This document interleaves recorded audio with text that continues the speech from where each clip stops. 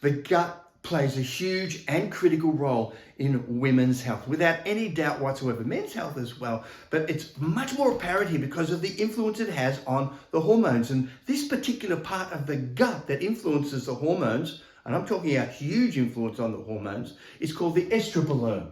And the estrobolome is able to eliminate literally the hormones and other things out of the body, or recycle them back into the blood, into the system where they have an influence. And so it affects so many of the hormones, in particular estrogen, but also testosterone, thyroxine, serotonin, dopamine, and the list goes on. So you can already see it has a very large role to play. So with that, if you just follow through estrogen, we now know that the estrobolome, the microorganisms in the gut that influence estrogen elimination or recycling, I'll mention and describe that in a moment, affect things like reproduction, skin, acne, for example. The gut has a major role to play with acne. Then you've got bone health, the immune system, glucose metabolism, and things, for example, like diabetes and insulin resistance. Fat metabolism, and estrogen-related cancers and conditions that I'll also touch on quite significantly for you to understand. So we've got all of these conditions, and if we just follow this through, again, reproduction. And as a result of the role of the estrobolome on estrogen and through the gut, it literally impacts fertility. It has a very, very large role to do with whether or not women are fertile or not, and then also puberty, and in particular a condition called precocious puberty, when younger girls are developing secondary sexual characteristics very early, and in some places very early, in the age of 4 and 5 and 6 and 7, rather than at 13 and 14, and like your mum and grandma did at 15 and 16. So lots of questions have been asked, why is this happening? And one of the major factors in there is the estrobolome.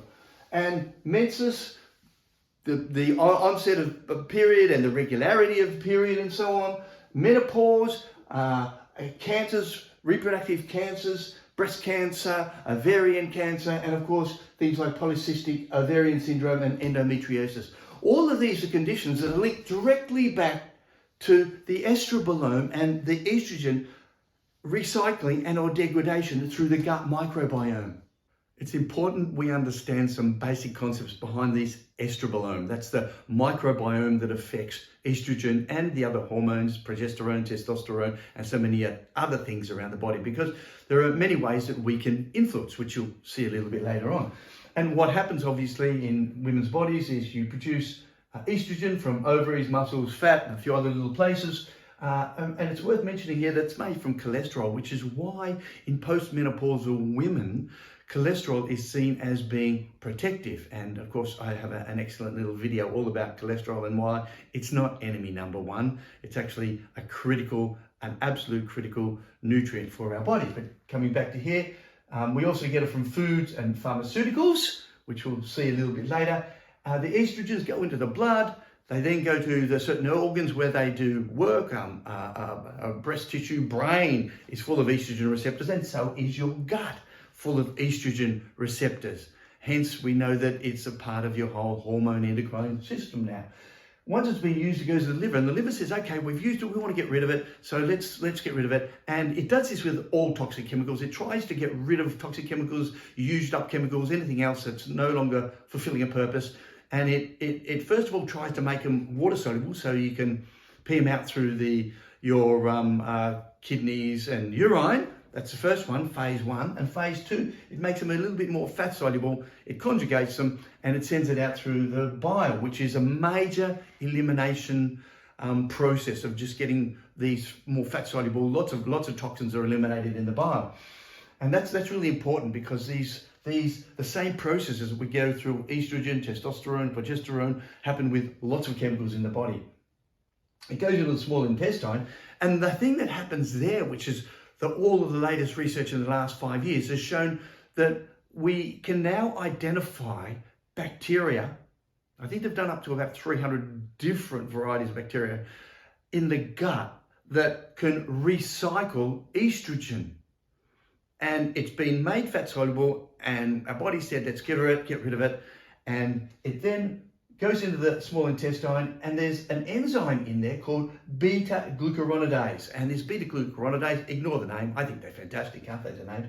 This beta-glucuronidase is able to recycle it and make it back into estradiol, into an active form of it.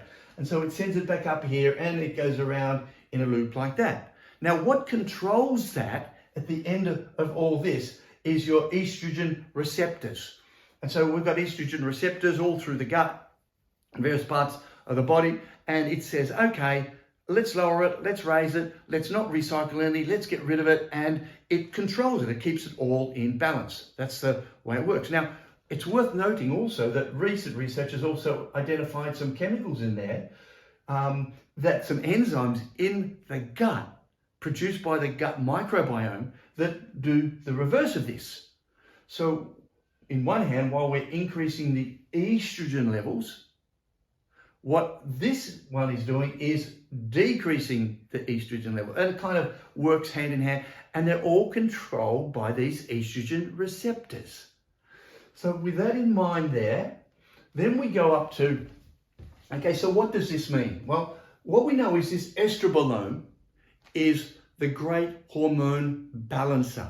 It's the one that manages the levels of estrogen in the body, up, down, and it regulates it on a moment-by-moment basis.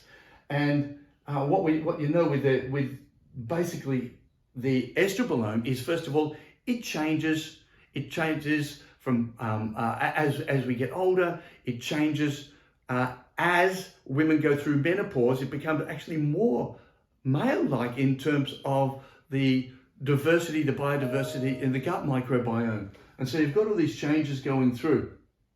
Now, what does all that mean? It means when you've got eubiosis, which is a happy, healthy microbiome, a really good biodiversity of microorganisms. That's what we're after nearly all of the time, is getting this greater diversity of bacteria, fungi, archaea, viruses, a whole raft of all these microorganisms. And the greater the variety, the greater the mix, the greater the biodiversity, like a rainforest, the greater that it's more likely to be able to help us and balance us and keep us in check. And so when we've got eubiosis, a good microbiome, and you've got low blood estrogen, it actually says, okay, let's increase the beta-glucuronidase, the recycling capacity, which increases in estrogen recycling. It also says, let's increase the phytoestrogens, so the ones we get in plants, like some of the soil isoflavones, some of the things you get in linseed, nuts, seeds, all of those things, even in your veggies, and it's able to break them down and make them more active and put them back into the system. And then we've got this other one, which of course it regulates, the 3-beta hydroxysteroid dehydrogenase, love the names, and it decreases it. So he says, okay, stop, lower those, because what we're trying to do is increase estrogen, not decrease it. And as a result of these, we all, women and men, obviously, but through different mechanisms and so on, will end up with increased estrogen. And that is all coordinated through a healthy, biodiverse microbiome. Then you've got, in the case of high blood estrogen, it does the opposite. It says, okay, we've got high blood estrogen, and the estrogen receptors pick it up and they say, okay, high blood estrogen, let's lower it down a little bit. And it does this by decreasing the beta-glucuronidase, the recycling of it, which decreases the estrogen recycle. It decreases the phytoestrogens. They're the ones that the plants convert, remember? So these are the plant ones, and they're converted by the same literally beta-glucuronidase, and converted into a form that's much more active and available for us. So it regulates it, and it increases here in terms of making it more available to be eliminated, and it decreases estrogen. That's the ideal scenario of what should happen based on this. Now, I'm giving you a very basic understanding. I have a basic understanding because there are volumes and volumes of this published now in the last couple of years. What happens, unfortunately, is that you've got, in a state of dysbiosis, you've got an estrogen imbalance. So the estrogen imbalance goes in there, and you end up with literally all of these conditions and many, many more. And while some may be too high estrogen, some may be too low estrogen, because primarily dysbiosis, the microbiome balance and biodiversity. It's no longer like a rainforest anymore. It looks like it's been farmed a little bit and we've lost it. And it's that biodiversity that enables this to keep everything in check for the estrobolome. The estrobolome is much more than just managing, recycling and eliminating estrogen. It not only affects estrogen, but also at the same level, testosterone, thyroxine, which is the major thyroid hormone, which has huge implications as we age, particularly in terms of our energy levels. Serotonin, which is kind of the well-balanced neurotransmitter hormone, and dopamine, which is I like to call it the motivational one, the one that kind of gets you up in the morning and the ones that lots of drugs hit into to keep you going. What we find is that 50% of these serotonin and dopamine are literally from the recycled dopamine in the gut. So the beta-glucuronidase is able to recycle it and get back into the gut, into the blood, and as a result you feel better, motivated and so on. Now that's one of the options, of course, if you think about it, because what we're trying to do with the antidepressant drugs and so on is increase the level of serotonin. And that's why in the old days they used to take melatonin and tryptophan to increase that. And they now take drugs to do it. But what's even more interesting is that we can do it via the gut.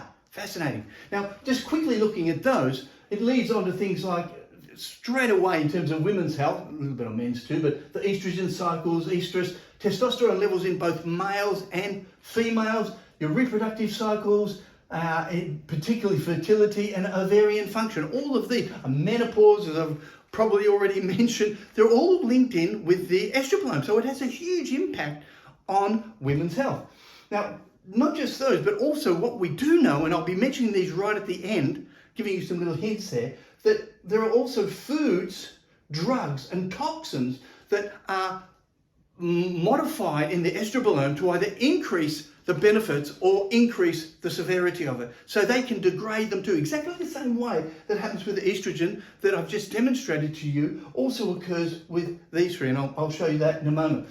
Now what happens if you've got that state of dysbiosis where your gut isn't at the right level and balance and functioning, as I've already shown you, you've generally got things like an increase in glucuronidase. By the way, I put this little note here because beta-glucuronidase does increase a little bit with age.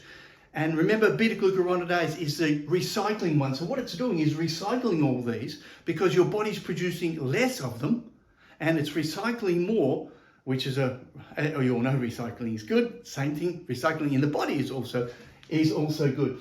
However, when there's too much, in this case, too much beta-glucuronidase, and there's not enough of the 3-beta-hydroxysteroid dehydrogenase, that's the one that breaks them down, remember?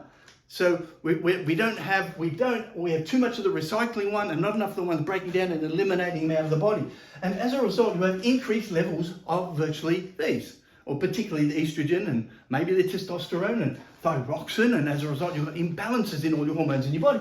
And as a result you end up things that I've already mentioned, like polycystic ovarian syndrome, endometriosis, your various cancers, hormone-related cancers, and when it comes to breast cancer, you've got to bear in mind that 70% or more of the breast cancers are estrogen receptive breast cancers. So we've got cervical, ovarian, prostate in men, of course, and breast cancer, all linked in with the estrobolome and the increase in the glucuronidase and a decrease in the breaking down enzymes. Now, it's also important to understand that beta-glucuronidase isn't one enzyme. It's a group of enzymes, literally thousands of them produced by the bacteria, and similarly with here.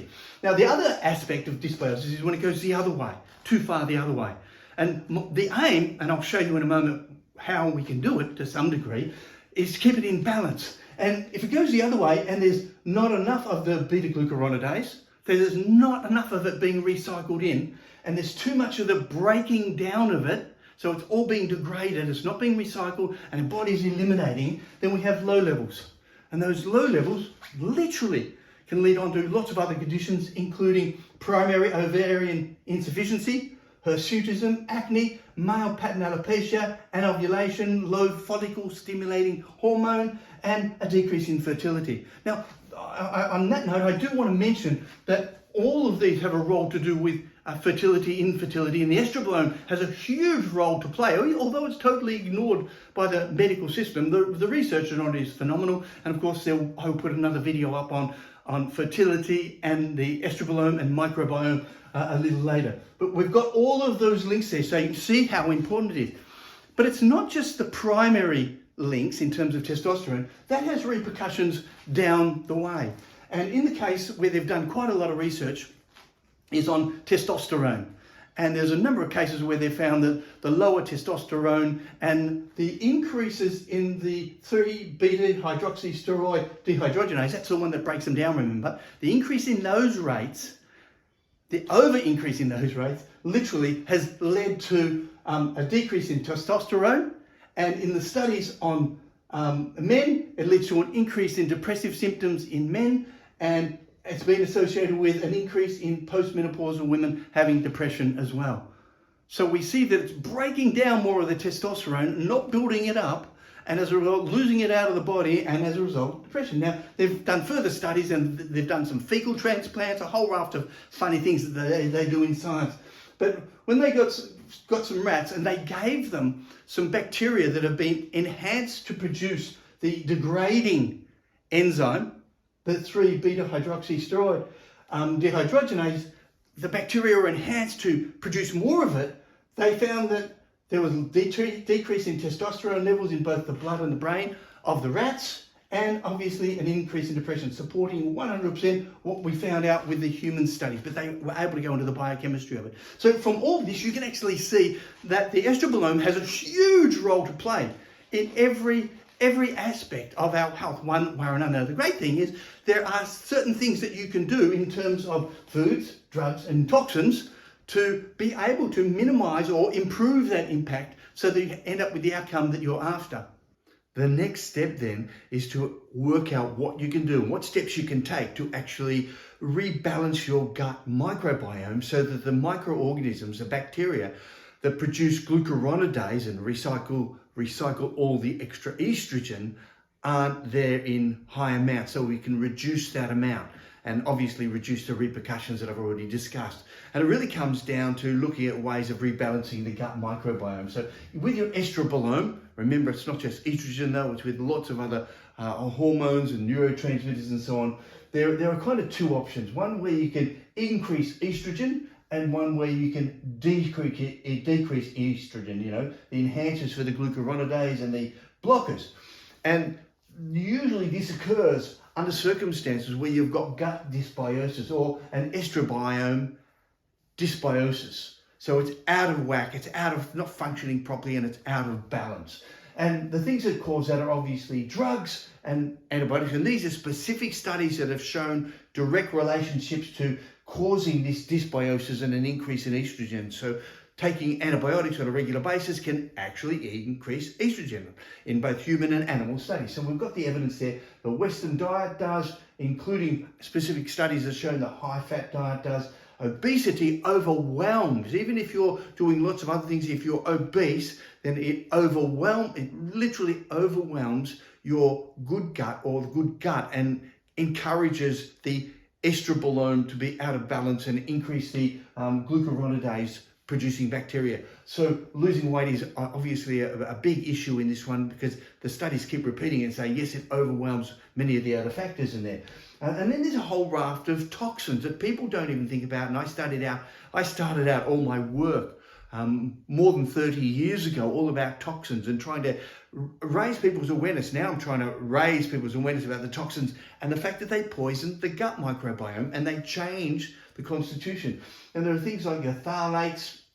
These are in all your plastics. So minimizing your plastic, and there are lots of videos on these issues too. So have a look at the plastics, the pesticides that we use around the home and in our food. And there are simple strategies that you can do to minimize or lower the amount of pesticides in your food. Again, we've created a video for that so people can take this to the next level. And the problem is that these are many of ththese chemicals are what we call forever chemicals, or very, very stable chemicals. Things like the DDT and the heptachlorous pesticides, which persist and last in the environment for a very, very long time. So all of these have been shown to be what we call endocrine disruptors. But what we now know, endocrine being meaning hormones, so the hormone disruptors, what we now know is a lot of that, which I've already been explaining to you, actually occurs through the gut.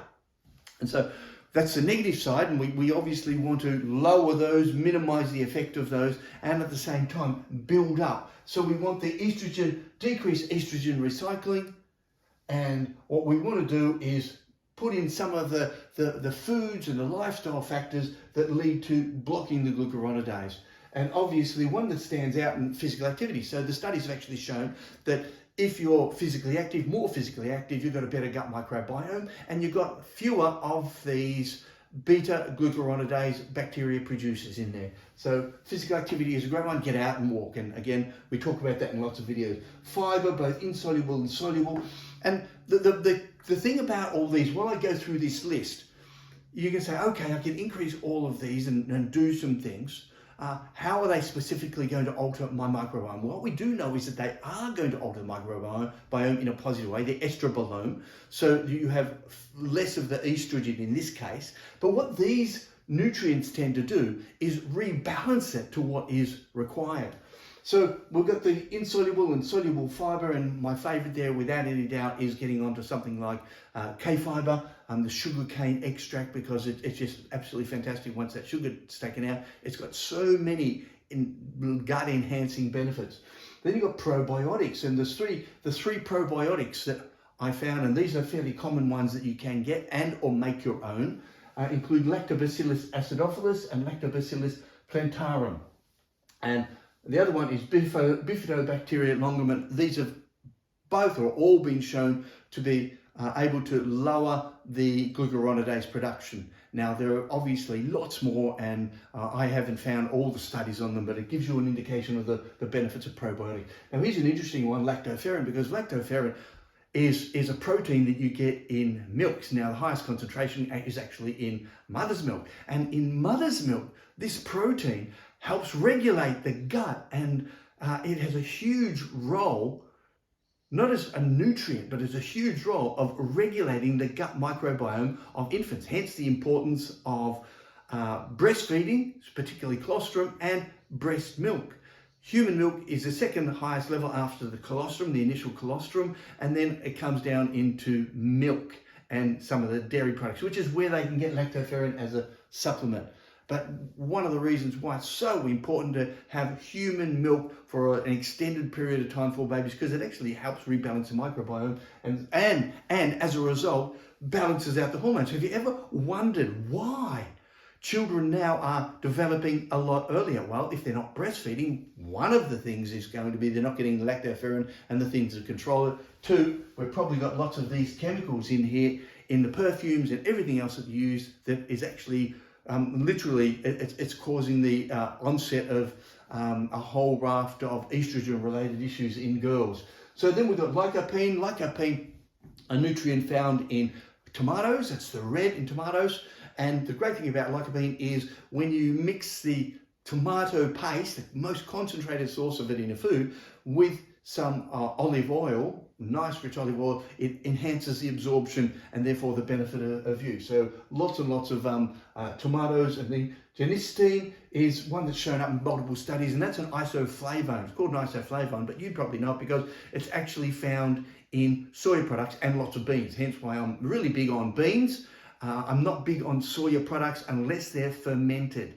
So I don't like, please, this is not encouraging you to go out and have soya milk. It's a no-no from my perspective. Fermented soy products, as it's consumed in China and Asia and so on, that's the way that the studies actually show the real benefit. So genistein, quercetin comes from onions and apples, or again, you get the idea here. This is just saying eat healthier. Eat health, get off the deep fried food, get off the processed foods. And all of these are the nutrients that rebalance the gut microbiome, rebalance the estrobolome to actually decrease the production of beta-glucuronidase, which is increasing estrogen and causing all these problems in girls, young girls, teenagers and women. So here is a simple strategy straight away that people can implement. Then you've got, say, quercetin. Then you've got epicatechins, which are found in green tea. By the way, these are found in lots and lots of different foods. These are the main ones I'm just mentioning. The epicatechins in green tea, lutein and apigenin. These are all known as flavones. And lutein and apigenin are really high in celery, and a lot of people have been doing celery juices, which I recommend absolutely as a great balancer, because the two main nutrients in there, the lutein and apigenin, are absolutely marvelous for lots of other things, as well as alkalizing the body. So ginkgo biloba, many people have heard, that's the brain and the mental stimulation one, great for preserving your brain activity as you age. But here we know, hold on, it's also helping in rebalancing that estrogen. Now, of course, estrogen and testosterone and all those other things I mentioned earlier can impact the development of the brain, and the brain particularly in the aged. And so you can see some of the impacts directly from this. And then you've got cinnamonic acid. You can guess that comes from cinnamon. Yep. Apple pectins, and a couple of foods specifically. Chinese chives. And the Chinese chives, while the studies have been done on them, are probably actually indicating that generally the allium family, the garlic and onion family, are very good. So I haven't found any studies on it, but I'd absolutely recommend lots of garlic and lots of onions, because first of all, where are we here?